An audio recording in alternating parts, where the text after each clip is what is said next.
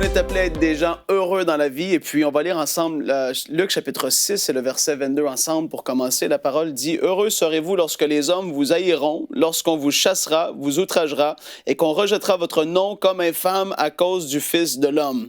Réjouissez-vous en ce jour-là et tressaillez d'allégresse parce que votre récompense sera grande dans le ciel, car c'est ainsi que leurs pères traitèrent les prophètes. » Et donc là, aujourd'hui, je veux vous apporter la pensée que c'est tellement important d'aller dans la présence de Dieu pour se ressourcer et d'être rempli de la joie du Seigneur. Et en fait, beaucoup de gens vivent leur vie beaucoup trop focalisés sur ce qu'ils vivent actuellement dans la dimension naturelle dans laquelle on vit, et c'est normal, on vit comme ça.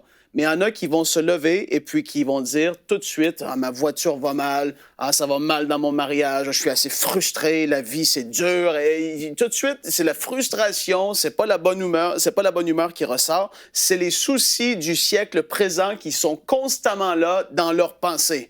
Pourtant, la parole de Dieu nous dit ici, et ça c'est Jésus qui parlait, et il y avait un certain contexte évidemment par rapport à la persécution et toutes ces choses-là qui sont là.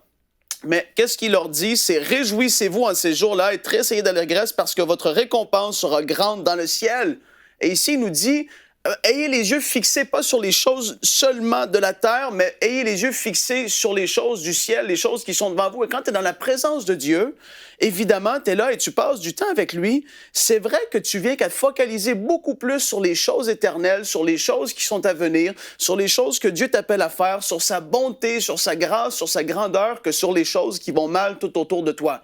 Les choses qui vont mal vont être là encore quand tu vas ressortir de sa présence, mais tu vas être là, wow! Tu vas être rafraîchi et tu peux même rire dans sa présence, comme moi je le vis souvent, c'est quelque chose qui m'arrive. Le Saint-Esprit te remplit et tu te mets juste à rire dans sa présence. Et ça fait tellement de bien.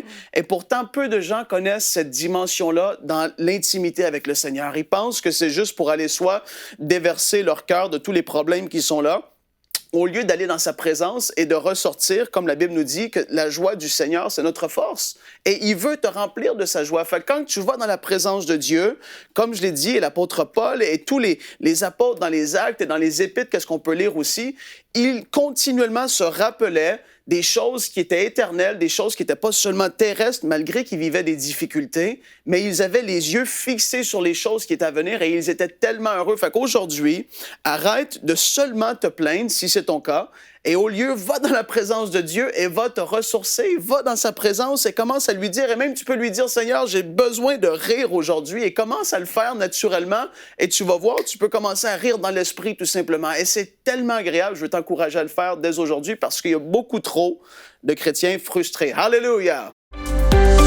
Retrouvez la suite de ce programme dans l'émission Bonjour chez vous sur ENCI TV.